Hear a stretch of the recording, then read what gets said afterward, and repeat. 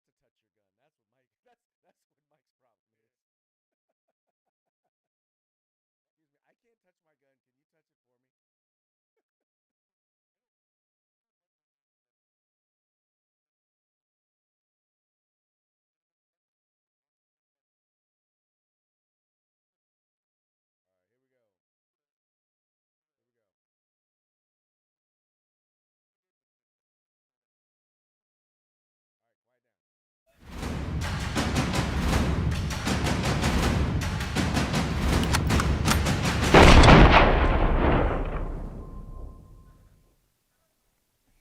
Hello, everyone, and welcome back to the Rundown. I will be your host today, Craig DeLuz, coming at you from the West Coast, the left coast, behind the Iron Curtain, otherwise known as the Sierras. But as we all know, I do not do this program by myself. That's right. My name is Mike Piroworski, coming to you live from the East Coast. That's the coast with the most, with the co-host with the most here on the Rundown. 2A views, conservative news, and guess what day it is? Mike. What day is it, Mike? Uh-oh. Mike. What day is it, Mike? It's hump day. Hump day! It's hump day. Hump day!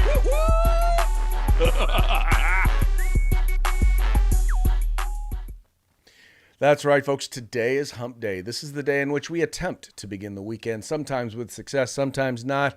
But as I always like to say, the fun is in the trying. Always the fun in the trying, right? Hey, Craig, are you familiar with the singer Chanel West Coast? I am not familiar with the singer Chanel West Not Coast. familiar with Chanel West Coast? Oh, Chanel West Coast. She used to be on the TV show Ridiculousness also. She was one of the co-hosts on there for many years. And she just, like, her first country album she just put out. But her name's Chanel West Coast. And every time you say it's Craig coming alive from the West Coast, I always think Craig West Coast. Chanel West Coast and Craig West Coast. Ah, okay. There's a whole bunch of people right now going, Craig, you don't know who Chanel West Coast is? Of course, none of them are watching the show, but you know. Of course, exactly. So there you go. So I get it. The one I always get is obviously the obvious one. You ain't got to lie, Craig. You ain't got to lie. You ain't got to lie, Craig. Yeah. It could be worse. Your name could be Jeff right now. My name is Jeff. My name is Jeff. No, I have to admit, though, there was a time there where I was really jealous of people named Brandon. Brandon? Yes. Well, why Brandon? Let's go, Brandon.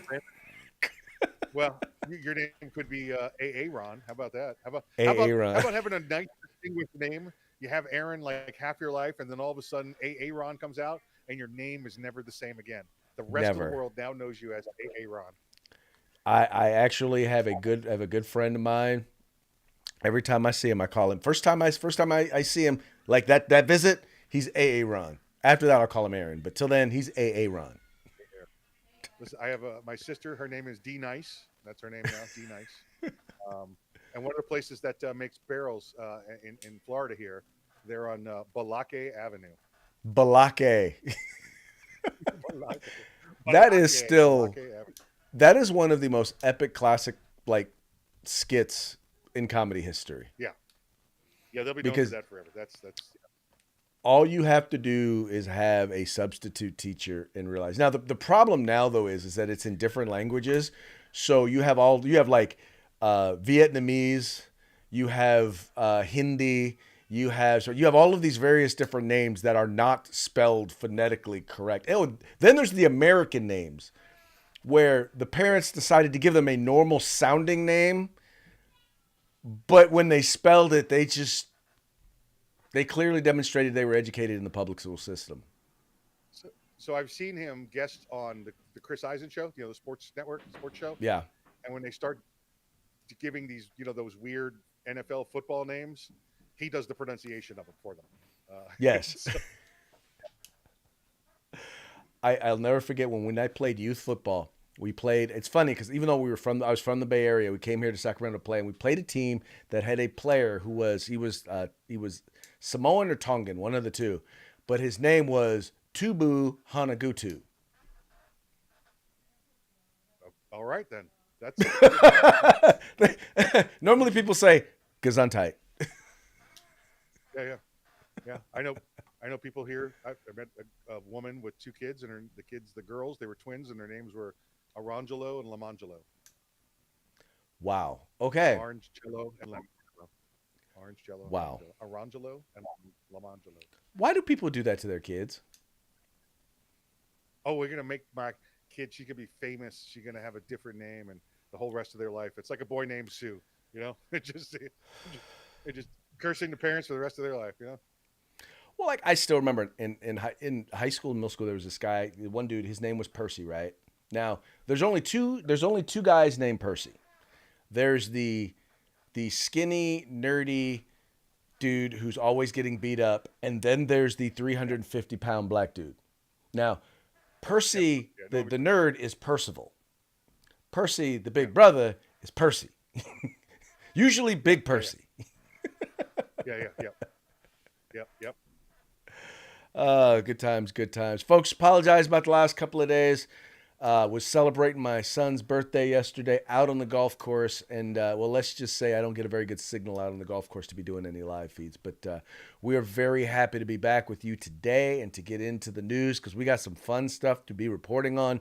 But before we get into that, we're going to start off with a quick shout out to our sponsors. Yeah, Craig. I also heard it takes a lot of balls to play golf like you do. A whole lot of Let's balls. talk about A whole lot of talk balls. Hitmanindustries.net. If you want to get yourself some AR barrels, rifle caliber, pistol caliber, any length you desire, get on over to hitmanindustries.net and they'll hook you up. California Republican Assembly fighting a good fight behind enemy lines. Now you can take part in California's future today.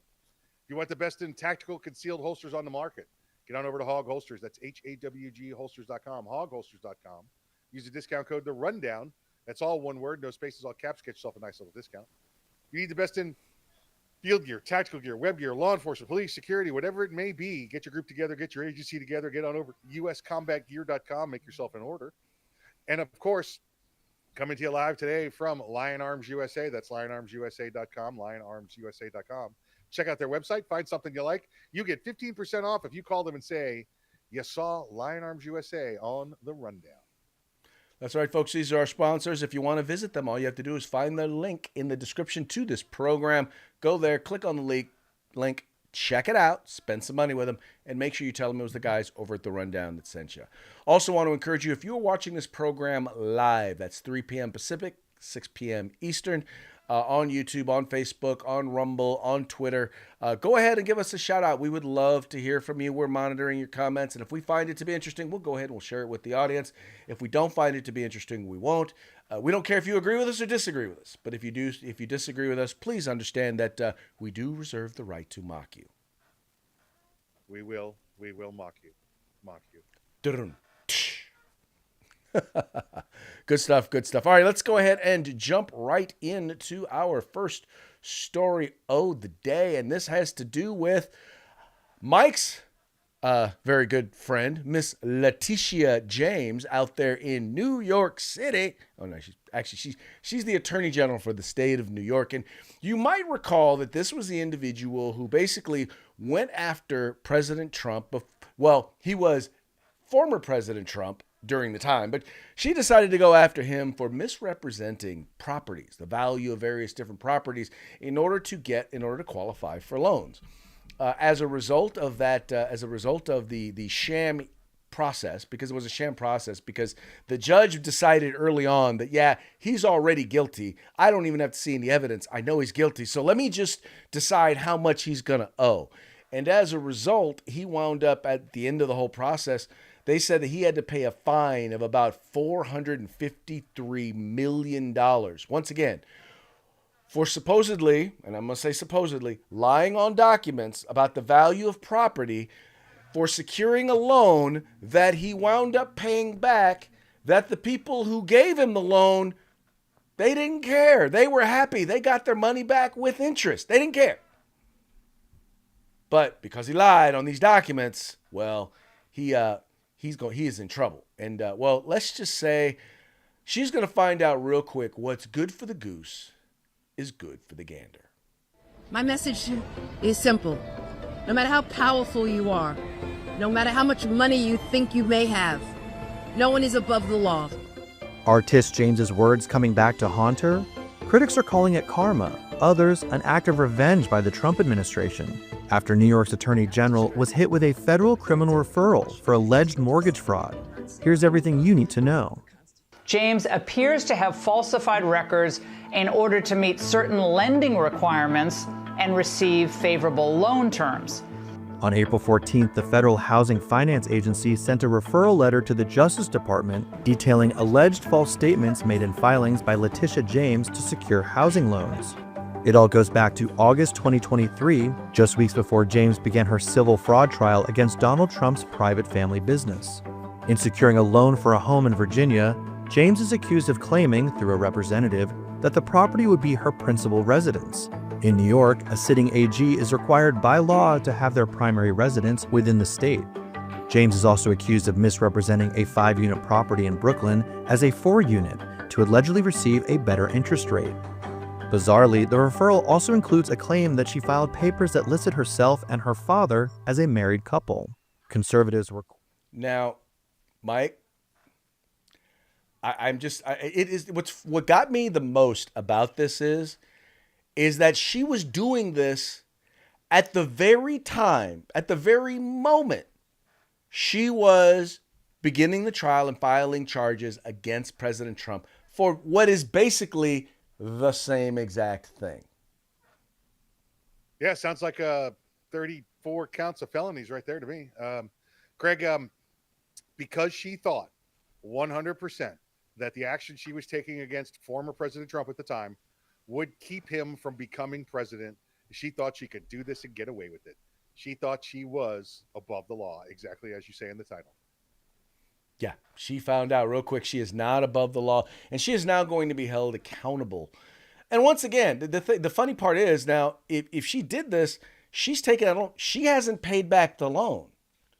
Now, and if she knowingly did this, I mean, that's one of the biggest differences is that the loans that Donald Trump did were basically, he's already paid back the money.